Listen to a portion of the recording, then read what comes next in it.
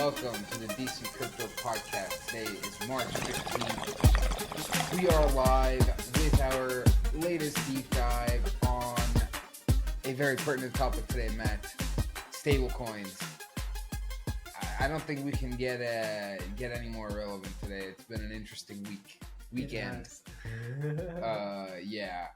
I don't know, where do we even start here? Why are we talking about stablecoins today? Let's rewind to last cycle. I think let's rewind to last cycle. Let's give our audience like the full picture.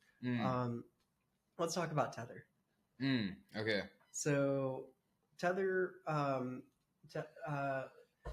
maybe it makes sense to talk a little bit about about broadly just the categories of stablecoin. Yeah, right? yeah. So I guess let's start even more broad than that. The base question of our podcast: why does this exist? Why do we need stablecoins? Why do we need something that represents a dollar in the crypto world? Why can't we just use dollars, right? Like if you go on Coinbase or if you go on Kraken or whatever and you're making trades, you can just trade ETH for USD. So if you want to exist in the ETH space, if you want to do stuff on chain, you can just use ETH, right? Why do we need stablecoins? So this may come as a bit of a shock, but cryptocurrencies are pretty volatile. True. And I guess in my portfolio, we don't need stablecoins, but in most people's portfolios, you do. You need some notion of US dollar value because we got to pay our taxes in US dollars. Like that's actually, if you zoom out to like fiat currencies, like what is the value of a dollar? Like what backs it is that you have to pay your taxes in it. Yeah.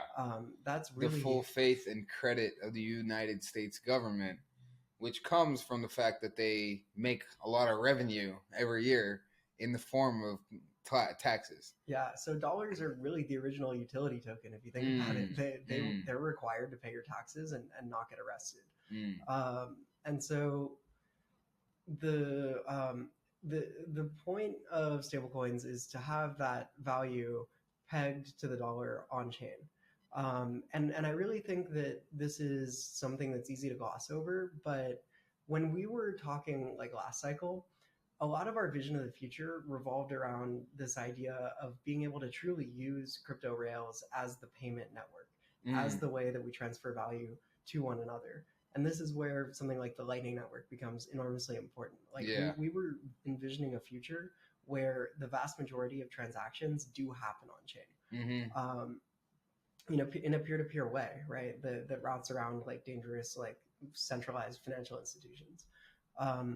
And so in order for that to happen with volatile cryptocurrencies, we got to have stablecoins. That's sort of why this exists, is for taxes and being able to. Interesting. I mean, I don't know. Like, if it's really taxes, right? Then it's not like. So first of all, you can't really pay your taxes in stablecoins in most places. Right. So it's not actually taxes. I mean, it's rent, it's food. If you want, well, no, but even then, like you can't do any of that stuff with stablecoins, right? And if you want to actually cash out, if you want to get into US dollars that you can pay your taxes in, you have to do that through a centralized exchange anyways, right? And they will let you cash out in physical dollars to your bank account, right? So yeah, I mean, but so when I go to a bar and I order a beer, though, they have to pay a little bit of tax on that, and if we're using crypto rails to facilitate the payment, they need to be able to hold an asset that they know is going to be like held to the value of the taxes that they owe. Would you say that's why stablecoins were invented? I mean, No. That's just not. Okay. So let's talk about Tether. Let's talk about the first time you ever used a stablecoin. It was probably Tether. Yeah. Do you remember what you were using it for? I clearly remember mine. I think it was probably...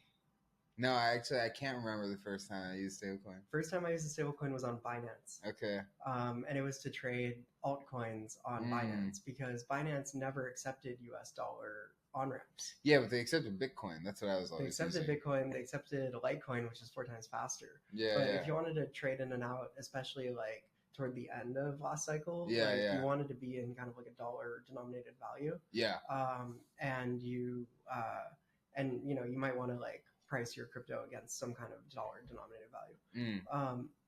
And as the total market cap of crypto hit all-time highs, we had more and more of a product market fit for dollar denominated coins.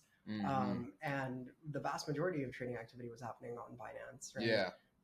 And USDT was the stablecoin of choice there. Yeah, yeah. But yeah, see, to me, it's like still like that is like, I don't know, you're just basically just trading on a centralized exchange, right? Like it's not, they don't really need a stable coin. None of that is on chain. The first time I really remember using it is in DeFi protocols. So doing yield farming. So like taking basically like leverage positions where I would go like leverage long Solana and like borrow against it and then like take out USDC loans and like more. farm. Yeah. And then like there would be like leverage pools also. Yeah. So yeah, that's really when I started using stable coins is to do activity on chain. And that I totally see where the unlock comes, right? You can if you can't really have DeFi if you don't have a stable asset that you can build off of, right?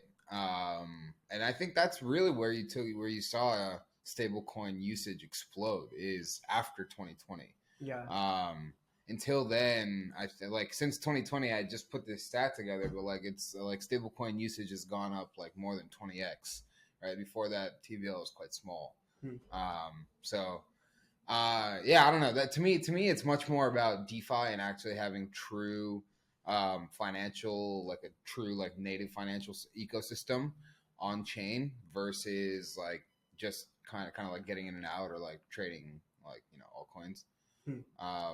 That's kind of where I see the actual value add of stablecoins. Interesting. I mean, it's definitely true. Like DeFi and yield farming in particular, like really created that product market fit for stablecoins, where you can earn higher yields on your dollar denominated value than you could in a bank, especially when rates were like at zero. So, do you want to talk first about the different kinds of stablecoins? What do you think? Yeah, so Tether is Tether was kind the of first elephant one in the room, right? Yeah. So Tether was the first and most important, still I would say, stablecoin. They have been around since I want to say like 2014 or 15, and yeah, their initial kind of use case was things like Binance, and then eventually I think BitMEX also, and basically like on ramps, off ramps for exchanges, and for people to basically move from one exchange to another as well, without having to move crypto assets like native crypto assets. So the interesting thing about Tether is that it's also moved across many blockchains, like the usage of it. So initially it was like heavily Ethereum based, and then most of the volume eventually moved over to Tron at one point. And now actually, I don't know. Is it now back to Ethereum mostly? Is it Tron still, or do you know where Tether mostly settles? That's a good question. I mean, the thing about Tron is it's not like it's seeing mass adoption there in the way that it is, I would argue, on something like Ethereum. On Tron, it's primarily Justin Sun's personal holdings that get moved around, right? But yeah, I mean, it's hard to discuss the early days of Tether without talking about Tether FUD. Yeah. So yeah, I mean, okay, we kind of got to talk about the mechanism of Tether. Yeah. How is new Tether actually created? New Tether gets minted by the Tether Foundation, I think. And Tether itself, there are like a small number of authorized participants. It's a little bit like an ETF where like you have a small number of authorized participants that are allowed to create and redeem this asset with an equivalent like value of the underlying. So for Tether, that's just US dollars, right? So you can send US dollars and they will mint you new Tether is the idea. and every quarter or so they have like an auditing firm that signs off and says, actually, the outstanding value of Tether's assets on its balance sheet are equal to or greater than the number of outstanding Tether in the world. So that way you know that your Tether is backed 1-to-1 in US dollar value terms by underlying assets. Right, okay. Now, there have been obviously lots of allegations about the quality of the auditor, the quality of that US dollar denominated collateral, whether or not Tether actually is fully backed, whether new Tether is just getting minted based on no new incoming assets. There can be, there have been all sorts of rumors that have floated. And why is that? Why are there so many rumors about Tether not being backed? Like, the very underlying mechanism of Tether is people put in dollars. The Tether Foundation takes the dollars, and you don't know what happens to them. They promise you that they're kept in very safe places, safe, like, safe liquid assets, short-term treasuries, things like that. Yeah, and they give you an on-chain asset called a USDT, and you get the exact same amount as the US dollars that you put in, and you can use those assets on chain and do whatever you want with them. And at whatever point in the future, you can take those same assets on chain, bring them back to the Tether Foundation, and redeem them for the US dollars that you initially put in. Yeah, right? So basically like a bank. Same as a bank. Yeah. Now the kind of the confusing part, the FUD, the rumors over the years have come in that middle step, that little element there that I mentioned, that you don't know what they're doing with the funds after you give them to the Tether Foundation, right? So that's where people have speculated over the years that they're doing shady stuff, that the funds are not actually there. So yeah, I guess just to start, why have people always been making these claims? So I think this sort of broadly holds true for all of crypto, right? Which is, when someone's making money off of something that you don't understand, your primary response is anger. Mm-hmm. Your primary response is not confusion or curiosity. It's generally anger. Mm-hmm. And we've seen this over the years, from Bitcoin to, altcoins to JPEGs, right? NFTs. Like, generally, when you talk to someone about something that they don't understand and they're making money off of it, 9 times out of 10, you're going to respond like, that's a scam, get a little angry, get upset.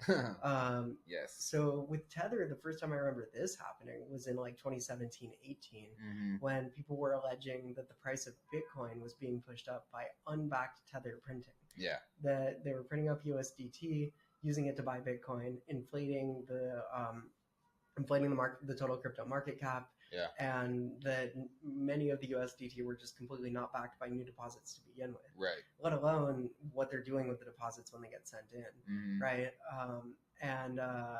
And you can put together all sorts of interesting underlying stats, right? Because the higher Bitcoin goes, the more people want to buy into it. Yeah. At least, I mean, this was especially true in 2017. Right, when you had new entrants into the market, new people starting to understand what Bitcoin is. Yeah. For the first time, sending their money into Coinbase, Binance, BitMEX, whatever. And so, if you look at the numbers, it's pretty correlated for that cycle, right? Like, the number of new USDT getting printed and the price of Bitcoin, yeah, of course, go together hand in hand. Yeah, but I mean, on the contrary, like, it is correlated, and the reason for that, you could say, is that people, I mean, Tether gets printed because there is demand for Tether, right? Because people are depositing US dollars to print that Tether, and I mean, that's the idea. And at that point, the use case for Tether was to buy Bitcoin, to buy crypto, and I mean, for the most part, that is still the use case, to at least mint new stablecoins, right?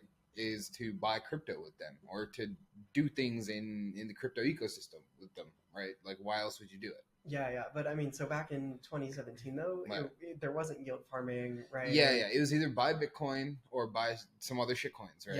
That was really it. Exactly. And so the good old days. Yeah, back before all of this complex leverage farming, minting new stables, like So so Tether FUD, has like generally revolved around. I generally get Tether FUD sent to me from people that are anti-crypto, Yeah, that all the are time. yeah, Yeah. and that are looking for a reason to point to why these things have gone up in value, Yeah. which to them appear like total scams. And so the idea that, oh, I see someone out here is printing money to pump these things, is pretty appealing if like that's your mindset, right? Yeah. Yeah. So, and there have been issues, right? They have been called to show their their reserves, and in the past they kind of skirted around it, and it's kind of shown that they may have had a shortfall of funds at some point, and you know, but those are kind of the issues with Tether, and that's their model, right? Their model is that they have this massive reserve of, I think it's hundreds of billions now, right? It's massive. Or I don't know if it's in the hundreds of billions. It's in the tens of billions. Yeah. But anyways, their model is very black box, right? You send in the dollars. Very few people can actually mint and redeem, right? Yeah, and they, to hold their fiat, and whether it's in like a bank account or like a short-term treasury, they use sort of like sketchy, second, third tier financial providers, offshore banks, things like that. And Tether would tell you that, well, we can't actually use someone like BNY Mellon, they or won't JP bank Morgan. with us. They won't bank us. And so and whether that's the actual fundamental reason or not, you can argue today, like probably not, because we have a new, like slightly more transparent, like cleaner participant called Circle. So tell us about USDC, Matt. Why, first of all, do they have to come up with this option? So USDC is meant to be a much more transparent version of Tether, something that doesn't have as much of a black box around it, something where you clearly know what assets are backing it, and can feel much more confident in the comprisal of those reserves. Yes, right? Until March the 10th. Until you can. So Circle is part of something called the Center Consortium, which is basically Circle and Coinbase, but a bunch of other participants. And the idea is to come together and have a fully regulated, fully compliant, cleaner version of a stablecoin called USDC. And so let's dig just a touch into the compliance here. So one feature of USDC is that it has this like blacklist or freeze function within the contract itself. So if the Department of Justice goes to Center Consortium or Coinbase or Circle and says, hey, this address is linked to illegal activity, please freeze it. The same way that a bank account has to freeze funds if requested to by the DOJ, Circle or whoever has to call freeze on that address's USDC. And it's civil forfeiture of funds, basically, right. Which is fucked to begin with, but it's like it shows that these guys are trying to play within the laws. Right. They're trying to be. This is a much more compliant stablecoin. A much more compliant stablecoin, and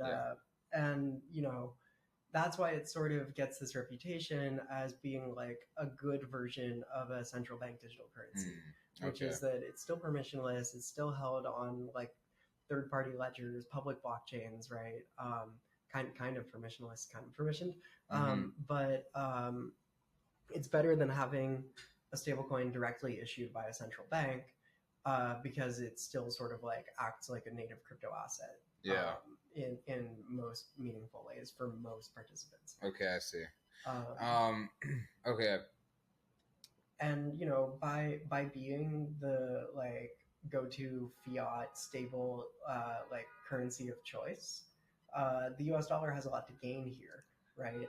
Similarly to how all oil is priced in US dollars, it's a good thing to have all crypto priced in US dollar based cryptocurrencies. And so the argument is that something like a USDC is both stable, compliant, adheres to the law, adheres to everything that the regulators require, without being just fully administered and run by a central bank. Not to pause real quick, doesn't Tether also blacklist addresses? It does, yeah. But I think it makes much less use of that function than Circle. Okay, we'll have to check that. I saw some Dune dashboard that was like, here are all the funds that Tether has actually frozen, and it was like way higher. Oh, interesting. That could just be a function of it being around for longer. Yeah. Yeah, and also it could be like funds that have been seized. I don't know. There's all kinds of FUD out there. I mean, if you were like, this is an interesting piece of like hack history. Is the Wintermute exploit?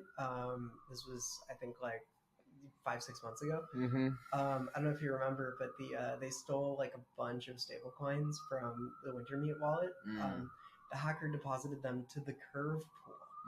And then held the Curve tokens, which can't be frozen or blacklisted. Circle has come out and explicitly said that it will not freeze tokens belonging to a contract address. It will only do it for externally owned addresses. I see. Yeah. Wow. So externally owned addresses are users, right?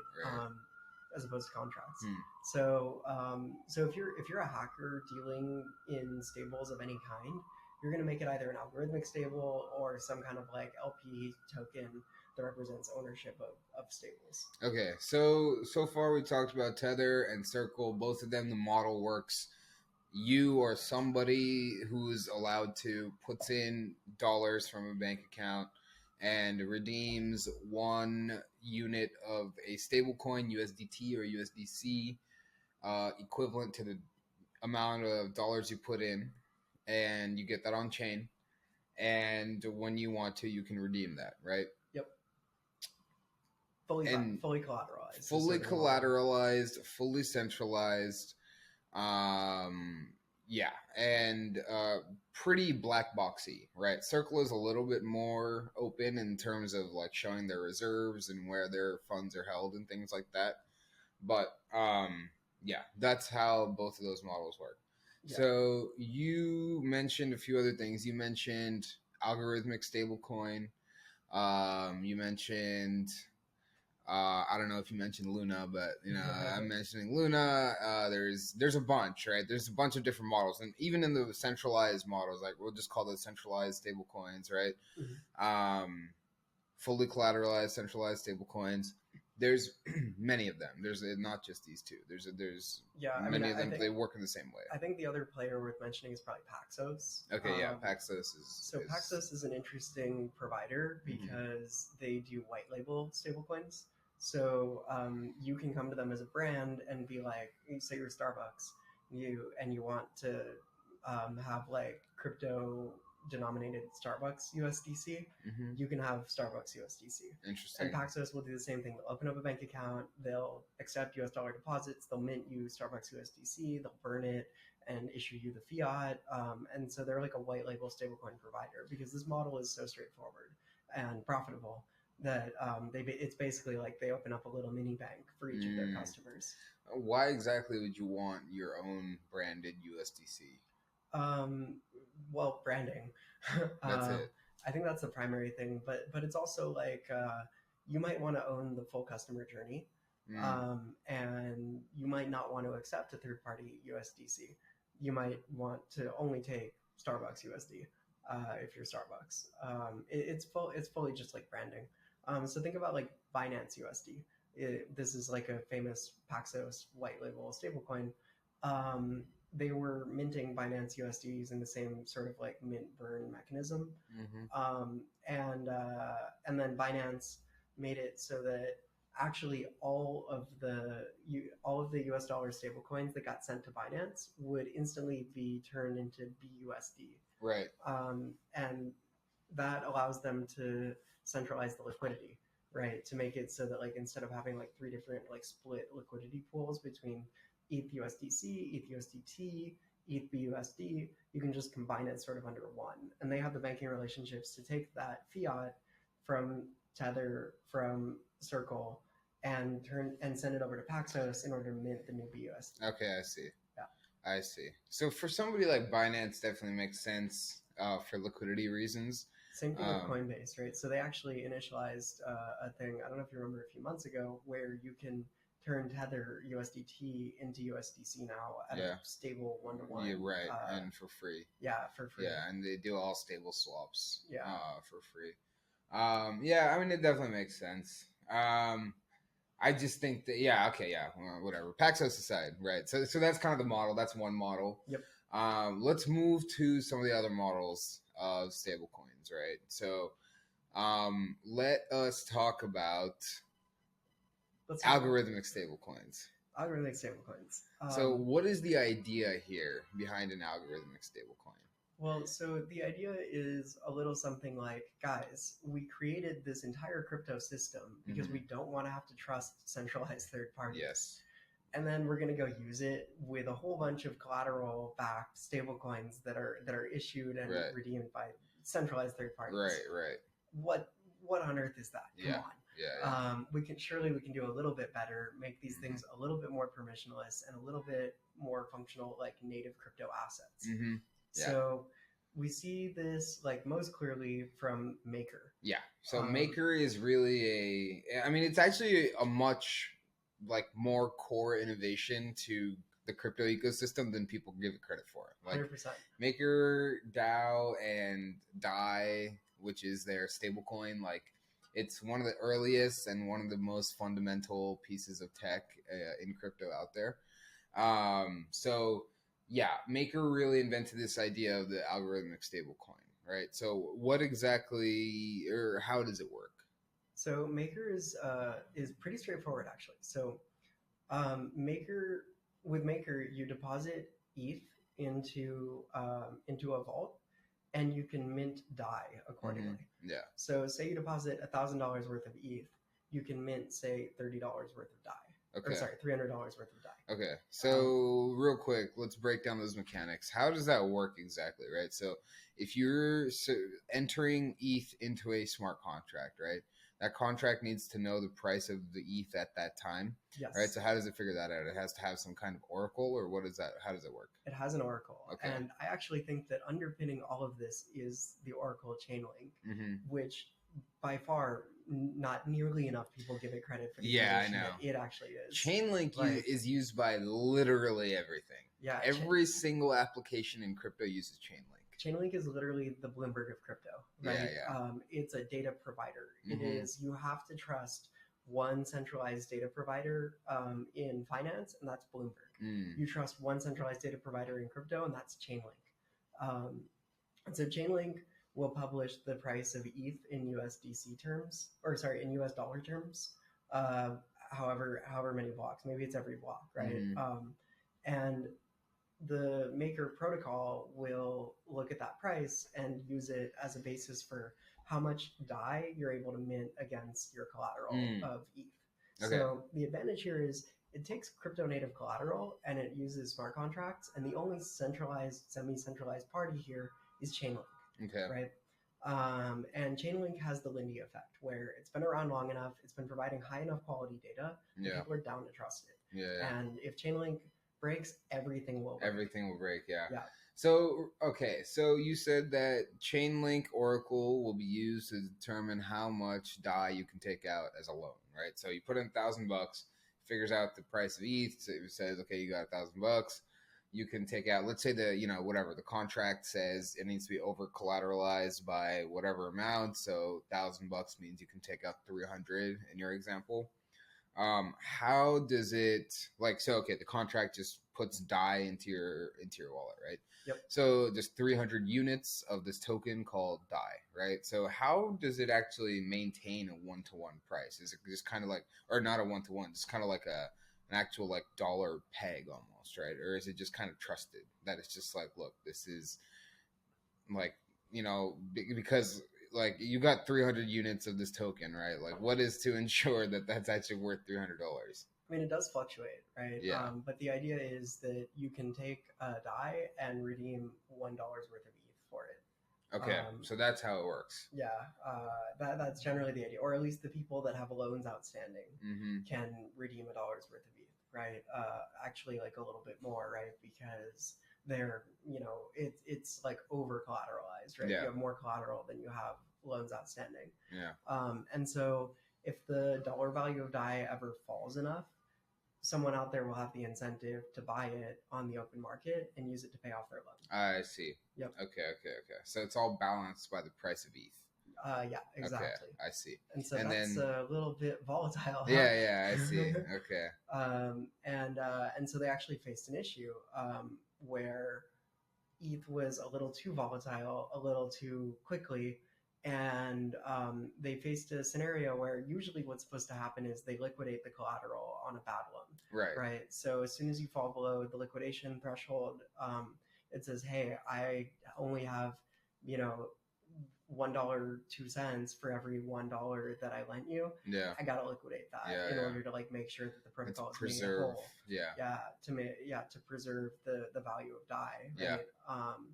And so there was a point where there was a very scary moment where it looked like Maker might not have enough collateral to liquidate it fast enough to keep that $1 value of DAI. It looked like the protocol might incur some bad debt. And so the response was, well, a stablecoin needs to be widely circulating. Success as a stablecoin involves it being used in as many places as possible, right? As the primary liquidity token, as the primary borrow lend token, whatever, as the primary unit of transfer for payments. Success looks like an increased total circulating supply of that stablecoin. Not to mention interest revenue, right? So the protocol earns more if there's more DAI outstanding, more loans being made. So they said, look, we want to make this thing. Otherwise, there's no incentive to mint it, right? If there's no liquidity to take what do you do with DAI? Right. DAI really gives you the ability to lever your ETH, right? You can take loans against your ETH. And a lot of times you're doing that because you want to buy more. Buy more ETH, yeah. I love more ETH, right? Yeah. Big fan of that. Or you want to use it to buy ETH, to buy JPEGs or whatever, right? You just take loans against your ETH to be levered along. So the problem is if I take my DAI, I need to be able to buy more ETH with it. There needs to be a liquid enough market. There needs to be enough DAI outstanding that there's a liquid market for me to sell into between DAI and ETH on, say, Uniswap, right? Or DAI and USDC on Curve or whatever. So you need a certain amount of total circulating supply of your stablecoin to be able to use it functionally. Otherwise, demand will go to zero. And then interest revenues. So they said, hey, look, and beyond that, then there's this issue of the collateral is volatile. ETH is very volatile. Yeah. Maybe one way to address all of these issues is to accept another kind of collateral. Right. USDC. Right. So now, a couple of years ago, maybe a year or two ago, they shifted their model to accept USDC and ETH. And with USDC, the collateral requirements are also a little bit looser, right? It's not like you need to be over collateralized, 2 to 1, 3 to 1, or whatever. Yeah, you still need to be over collateralized, but not nearly as much. Yeah. Okay. And as we saw this past weekend, that led to some, potential issues, right? With USDC having issues. Maker was in a bad spot because 75% of the collateral backing DAI is USDC now. Yeah. Now, this is kind of the issue with a lot of algorithmic stablecoins, right? Is that to mint them, you need to be way over collateralized, right? If you want to have your native crypto assets as the thing that's going to be used to mint a new stablecoin, you need to have twice as much or 3 times as much as you want to mint. Whereas with a USDC or a USDT, it's just 1 to 1, right? So in terms of capital efficiency, an algo stablecoin like Maker is much less efficient, right? Yeah. So what other kinds of models of algo stablecoins are out there, have been tried? So we have the seniorage stablecoin. Okay. Where you can mint using a native asset of the protocol, and you can mint and redeem basically 1 to 1. Sometimes there's a little bit of a difference to, try to incentivize not sending it all to zero.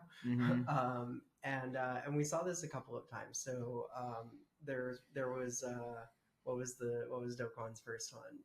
Basis Cash. Basis Cash. Yeah. There was Basis Cash was an attempt at this where you would take the governance token of Basis Cash and you could use it for every dollar of basis cash governance token you send in. You can mint $1 of cash, right? And we sort of saw this over and over again. We saw it with, I think it was Iron Bank or Iron Finance. Iron Bank, I think, or Iron Finance. And then we saw this most famously with a little Luna. token called Luna. Our favorite token. Okay, wait, real quick though. So just to get the fundamentals of this straight, right? With a seniorage based token, you have the governance token. You can redeem the governance token for $1 worth of whatever. Yeah. First of all, what is that $1 worth of whatever, right? So it's like, how does the protocol actually work? Like with Luna, they created the Luna, or they created the Terra ecosystem, or Terra protocol. Terra blockchain. Yeah, Terra blockchain. They had this Luna token, right? Yeah, native Luna token of the blockchain. Okay. Right? Gas token, staking token. Right. So then the Luna token is created, the contract address, or the contract is created. People find the contract address. You can, whatever, you can, buy the token. You can do whatever, right? Mm-hmm. So that token finds a market price, right? Yep. People then say, okay, I have 1,000 of this token. It's worth like 10 cents. Let's put it in, and I want $100, right? Mm-hmm. So they put in their 1,000 Luna into the protocol, and they want to redeem that for $100, let's say at that price of 10 cents. Yeah, right? dollar token. Yeah. So first of all, what is the token they're receiving? They're receiving a token called UST. Okay. So that's something invented by the protocol. That's their new stablecoin. Yeah. Right? Okay. Yeah. And so it's not actually holding the Luna under the hood, right? It's burning it. So the circulating supply of both Luna and UST are subject to this mint burn mechanism. I see. But the idea is at any point in time, you can redeem one UST for $1 worth of Luna. Yeah. And that price is given to it also by oracles. And I think this is actually a core innovation of the Terra blockchain, is that they had special oracle transactions at the start of every block where all of the validators would contribute what they thought the current fair market value of Luna was, the current market price.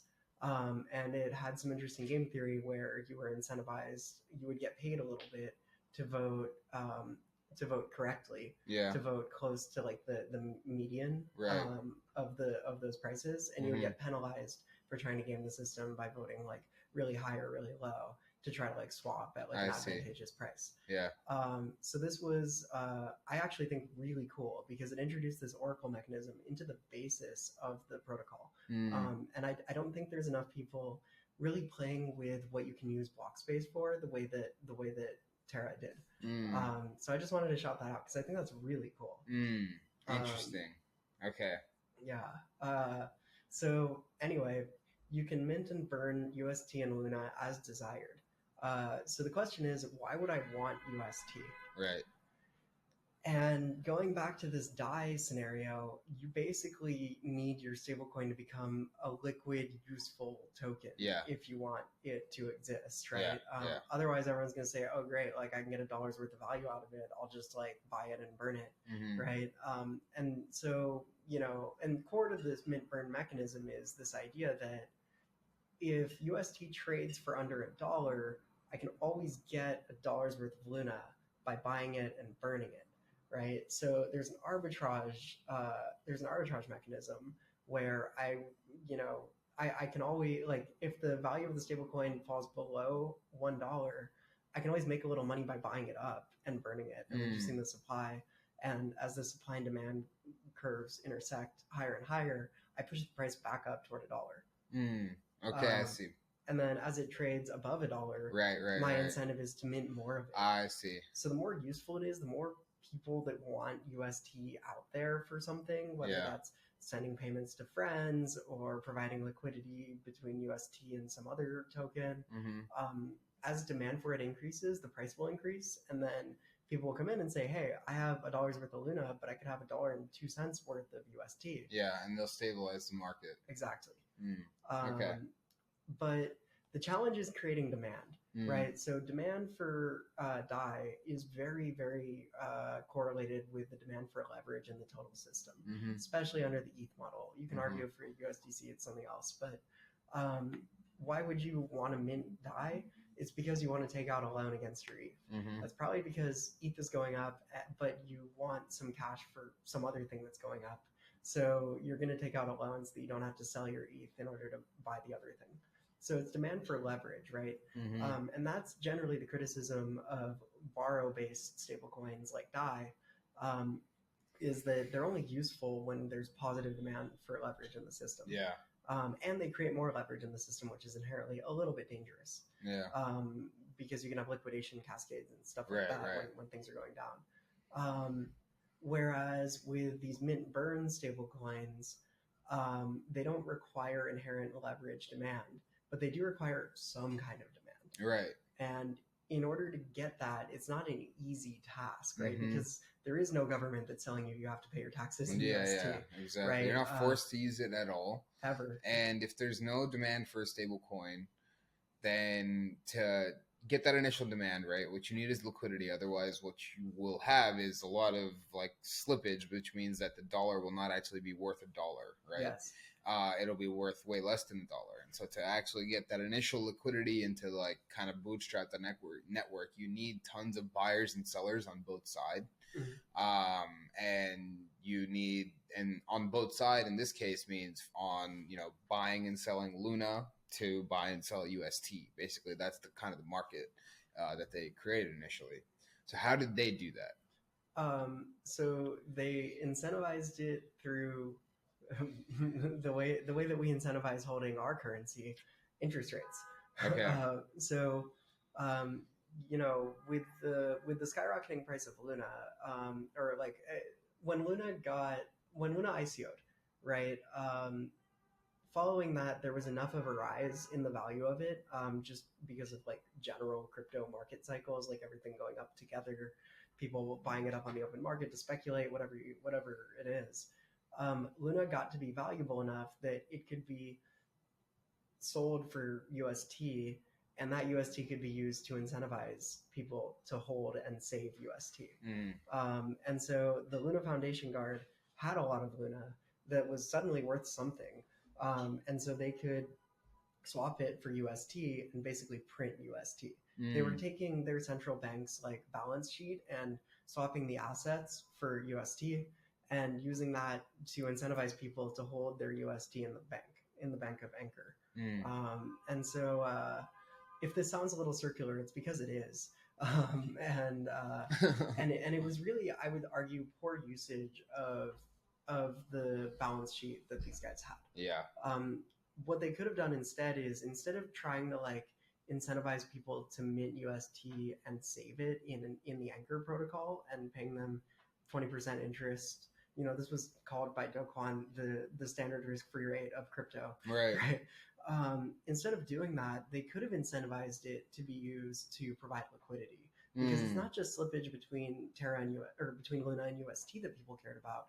It was slippage between UST and USDC, UST and I ETH, see. UST and JPEGs, right? Like if they had managed to incentivize it in a smarter way, what you could have seen, and that can literally be like sending that same UST denominated interest, but to people that were doing other stuff with it. Okay. It could have permeated a lot more of the ecosystem and become a genuinely useful stablecoin. I see. Imagine I'm selling Atom, right? Yeah. So Terra was a Cosmos blockchain. They had IBC enabled toward the very end.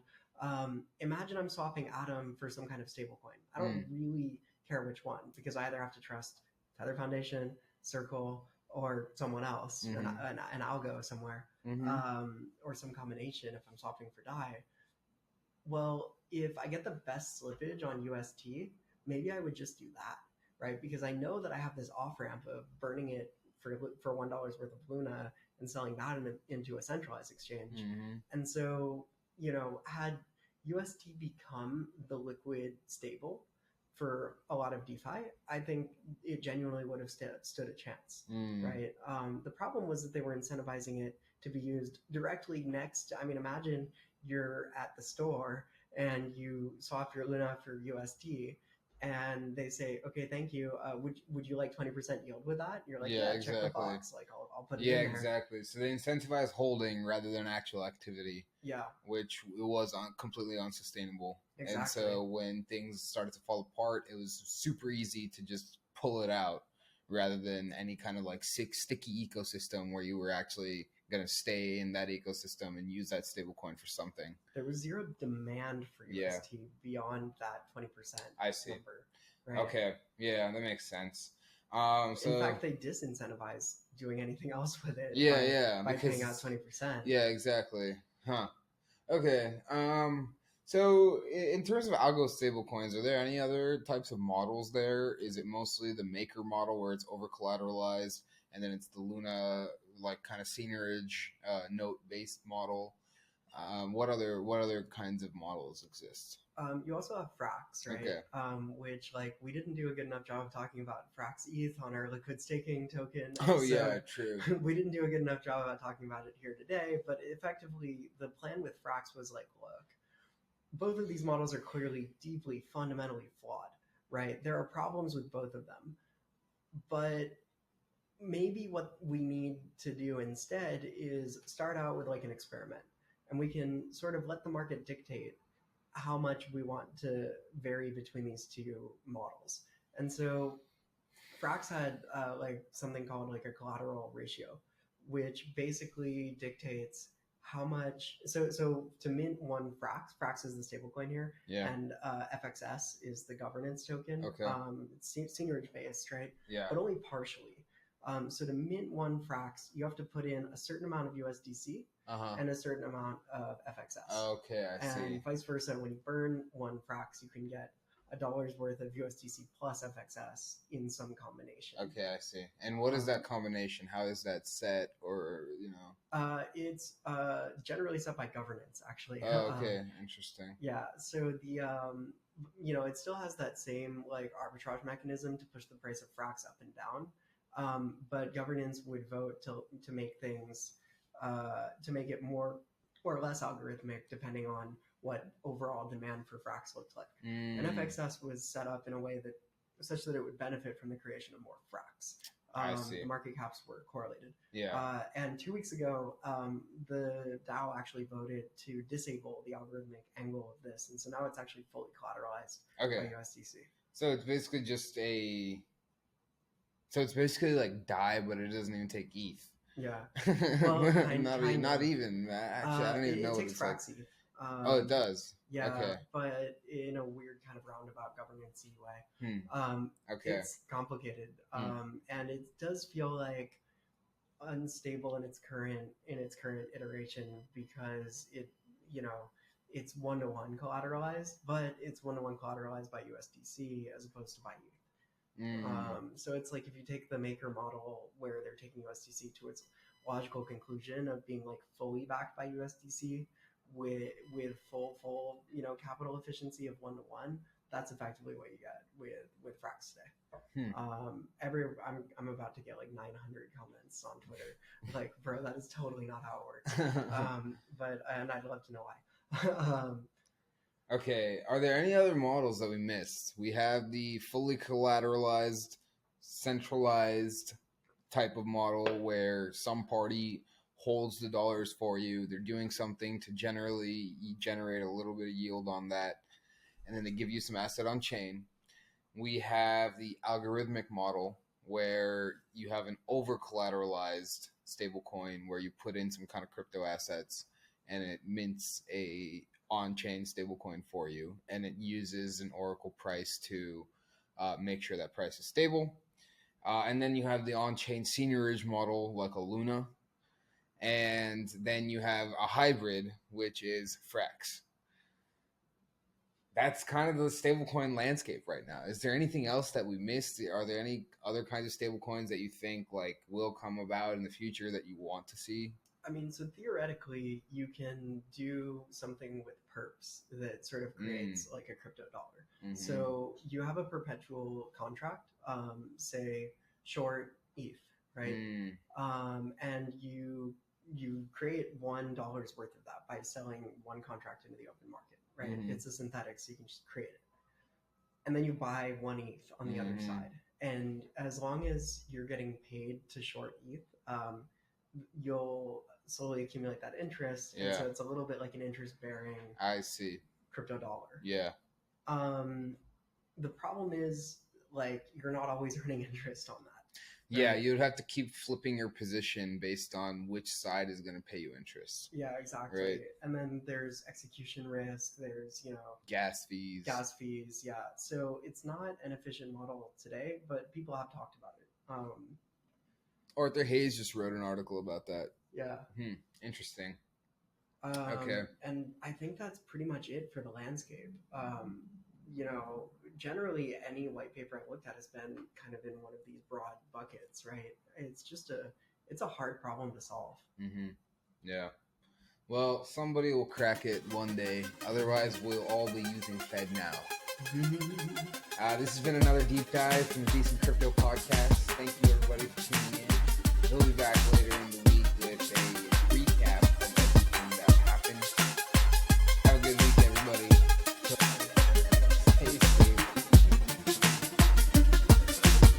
None of this was financial advice, legal advice, investment advice, or any other kind of advice. If you're looking for advice, you are definitely in the wrong place.